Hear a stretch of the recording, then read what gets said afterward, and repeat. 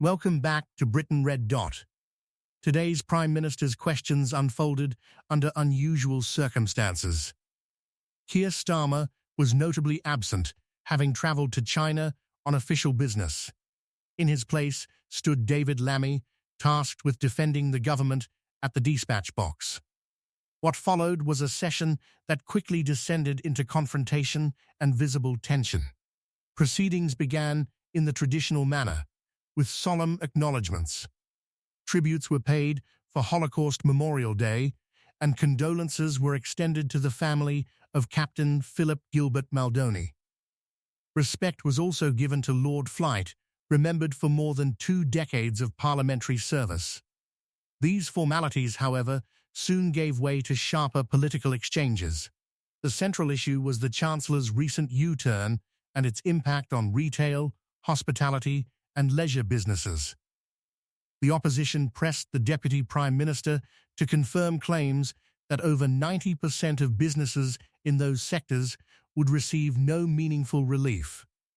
It was a direct and pointed question aimed at exposing perceived weaknesses in the government's economic response.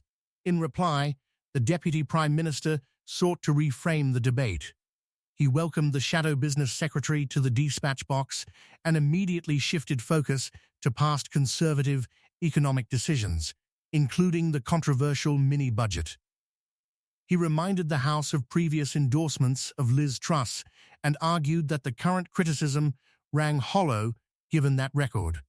On policy substance, the government defended its position. A $4 billion support package had already been announced. Business rates for pubs and music venues, ministers said, would be cut by 15% this year and frozen for the next 2. There would also be a review of how pubs are valued for taxation purposes. The Deputy Prime Minister contrasted this with the previous government's record, claiming that 7,000 pubs had closed under Conservative leadership. The opposition response was equally forceful. Drawing on personal business experience, the Shadow Business Secretary argued that the measures were insufficient and overdue.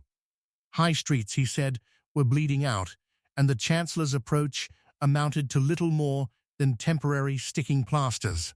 He cited criticism from an advisor to Andy Burnham, who accused the Chancellor of chasing headlines while local economies suffered. The debate then shifted toward wages and employment.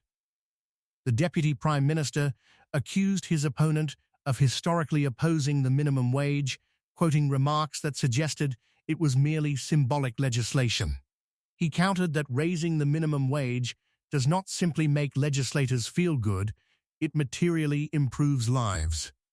The government, he insisted, is supporting small businesses through hospitality zones, greater licensing flexibility, and measures to tackle late payments. Yet the opposition maintained that higher employment costs risk pricing young people out of work. They argued that increased hiring expenses under Labour would undermine opportunities, particularly for 21-year-olds entering the job market. The question posed to the government was precise. How much more does it now cost to hire a young worker? In response, the Deputy Prime Minister turned again to legacy. He described what he called a shameful situation inherited from the Conservatives. 1 in 8 young people not in employment, education, or training at the time they left office. He outlined a record investment in apprenticeships and the creation of technical excellence colleges designed to strengthen vocational pathways. He also referenced a review into youth unemployment aimed at re-engaging those currently out of work. Throughout the session, the tone remained combative. Each side sought to frame the economic narrative to its advantage, the government presenting itself as a defender of workers and small businesses through targeted intervention, the opposition portraying Labour's policies as burdensome, inflationary, and detached from the realities faced by employers. What became clear is that this exchange was not merely about business rates or youth wages. It was a broader contest over economic credibility. With the Prime Minister abroad, the spotlight fell squarely on his deputy to project competence and authority. Whether that objective was achieved is a matter of political interpretation. But what cannot be disputed is that the debate underscored the deep divisions over how best to revive Britain's high streets, protect jobs, and restore confidence in the economy. As ever, the real test will not be in the rhetoric delivered across the dispatch box, but in the measurable outcomes felt by businesses and households across the country. The opposition drew a sharp contrast on wages, arguing that the government would freeze the minimum wage and deny young people a meaningful pay rise. In their view, this administration has little to offer the next generation. The tone in the chamber reflected mounting tension. With the Prime Minister abroad, responsibility fell squarely on David Lammy to carry the government's case, and critics were quick to suggest he was struggling under the weight of that task. The Shadow Business Secretary set out a stark figure, an additional $3,600 per year, he claimed, as the increased cost of employment under Labour's policies. The accusation was clear, that businesses are being priced out of hiring and that 1 in 6 young people are unable to find work. According to the opposition, rising costs and regulatory pressure are stifling ambition, holding back individuals who simply want the opportunity to progress. The government's response was equally forceful. Ministers insisted employment levels had in fact risen, citing 500,000 more people in work compared with the previous year. They challenged the opposition's credibility, particularly on the issue of economic reversals. It was noted that the Shadow Business Secretary had previously served as a net-zero business champion under Boris Johnson, yet now criticizes renewable investment. Investment, the government argues, is central to job creation and long-term growth. The broader claim from the Conservative benches was historical, that Labour governments, they argue, have consistently left office with higher unemployment than when they began. The reasoning offered is ideological, that Labour does not sufficiently understand the realities faced by employers and that regulatory expansion risks suffocating enterprise.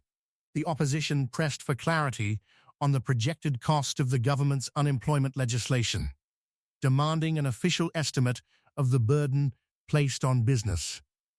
In rebuttal, the Deputy Prime Minister rejected any suggestion of economic incompetence. He invoked personal experience, recalling that his father's business collapsed during the years of Margaret Thatcher. The message was deliberate. Economic hardship is not the preserve of one political narrative, and lived experience informs Labour's approach as much as ideology. The exchange then veered into party politics.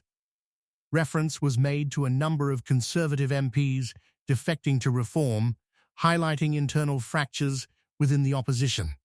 The metaphor of a transfer window was employed to underscore instability, even drawing a comparison to Sol Campbell's controversial move from Tottenham to Arsenal, a pointed reminder of political loyalty and its consequences. Further claims emerged regarding internal manoeuvring and leadership ambitions, with references to long lists of names and speculation about alternative figures, including the Mayor of Greater Manchester, Andy Burnham. The underlying criticism was that, at a time when economic challenges demand focus, political energy appears consumed by internal rivalries.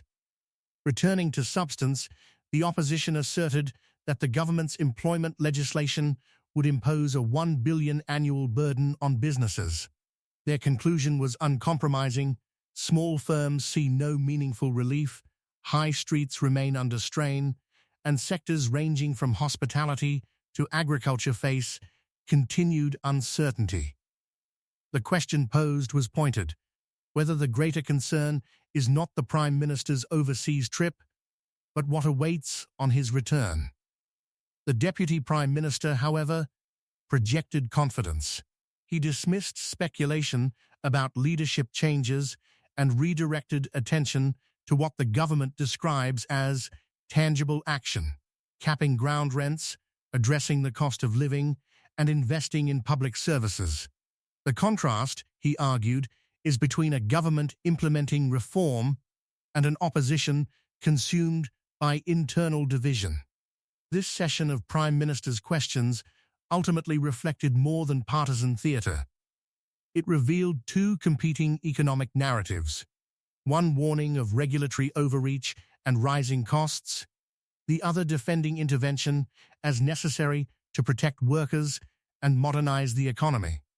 As always, the decisive verdict will come not from the Chamber's exchanges, but from employment figures, business confidence, and the lived experience of households across the United Kingdom. Here on Britain Red Dot, we will continue to examine these developments with clarity and scrutiny. The debate is ongoing, and its consequences will be felt well beyond Westminster.